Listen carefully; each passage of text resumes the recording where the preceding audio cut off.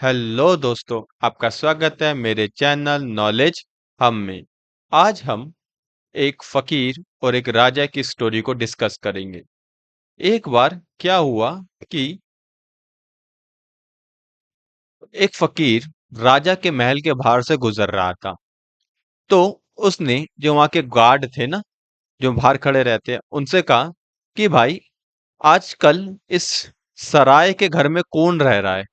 Guard जो है बिल्कुल चौंक गया। वो कह रहे हैं, तुम होश में तो हो? इतना बड़ा जो तुम्हें महल है, वो सराय का घर लग रहा है। तुम्हारा दिमाग तो ठीक है, ये राजमहल है, कोई सराया नहीं है। तो उसने कहा कि एक काम करो, अपने राजा को बुलाओ। ठीक है, मैं उनके से बात करना चाहता हूँ। अब जो गार्ड था, पहले तो वो ना नुकुर करने लगा, पर फकीर जो है अपनी बात पे अड़ा रहा। तो फिर जो है गार्ड राजा के पास गया। तो राजा को गार्ड ने कहा कि एक कोई पागल सा आदमी है, ये घर को जो है इतने बड़े महल को जो है वो कह रहा है ये सराया है। राजा चौंका, कोई इतना पागल तो हो नहीं सकता है कि इतने बड़े महल को सराया कह दे। तो सोचा कोई बात है इस फकीर में, तो उसने अंदर बुलाया। तो राजा ने कहा उस फकीर से कि भाई, तो ये इतना बड़ा महल जो है वो सराय लग रहा है, क्या मतलब है इस बात का? तो फकीर ने कहा, पहले तुम मेरे दो तीन सवालों के जवाब दो, फिर मैं जवाब देता हूं तुम्हारे सवाल का। तो राजा ने कहा ठीक है, पूछो। तो फकीर ने पहला क्वेश्चन पूछा, तुमसे पहले इस जगह पर जिसे तुम महल कहते हो, वहां कौन रहता था? तो राजा ने कहा, मेरे पिताजी रहते थे। अच्छा ठीक है, फिर उससे पहले कौन रहता था तुम्हारे पिताजी से पहले?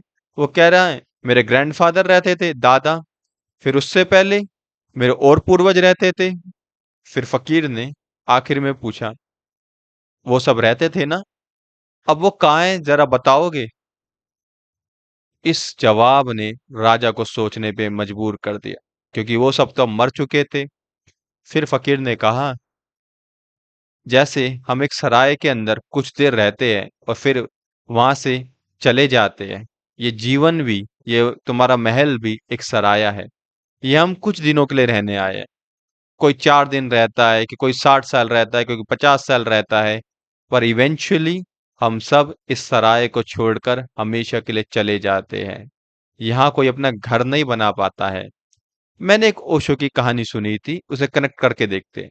ओशो ने कहा था कि जो अकबर है, वो एक पुल बना रहा था, फतेहपुर सीकरी करके। ठीक है, तो उसके ऊपर कोई वचन लिखवाना था, कोई वर्ड लिखवाना था।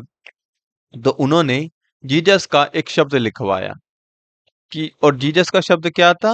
वो ये था कि ये जो जीवन है वो एक पुल की तरह है, इससे गुजर जाना, इस पे कोई घर मत बनाने लग जाना, क्योंकि कोई इस जीवन पे अपना घर नहीं बना पाता है। अब वापस आते हैं हमारी कहानी पे, फकीर वाली। ये जीवन जो है, उसने कहा, ये एक सराया है। कुछ दिनों के लिए तुम राजा हो, फिर तुम चले जाओगे यहाँ से।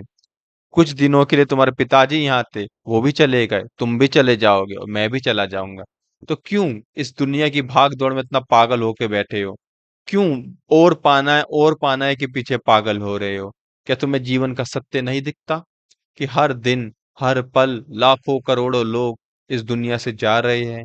क्या तुम्हें ये सत्य नहीं दिखता कि यहाँ हम कुछ बढ़ा पाने आए हैं, मेटलिस्टिकली नहीं, स्पिरिचुअलिस्टिकली, जिसे बुद्ध ने निर्वाण कहा है, महावीर ने केवल ज्ञान कहा है। ये की बात कर रहे थे वो।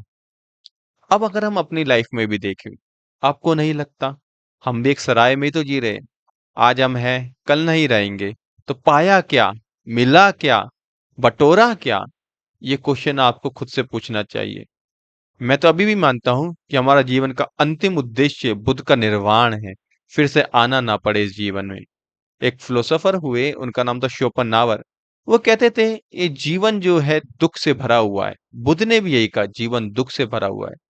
तो क्यों ना इस जीवन का जो दुख से भरा हुआ है, उसको उस मुकाम तक पहुंचाया जा सके जहां से दुख खत्म हो, जिसे बुद्ध निर्वाण कहते हैं, जहां से कभी वापस ना आना पड़े। जरा सोचे, अपने दिमाग पर जोर डालें। क्या आप इस सराय में कितने दिन तक खुश रह सकते हैं?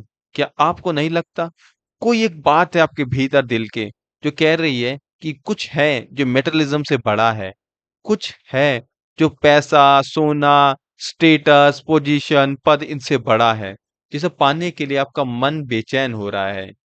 ये सारी चीज़ें जो है आपको अपने से पूछनी चाहिए। आपके मन को जो है उस तरफ लगाना चाहिए। आई होप आपको ये कहानी पसंद आएगी और आप अपने जीवन में थोड़ा बहुत स्पिरिचुअलिज़्म की तरफ आगे बढ़ेंगे। Thank you very much.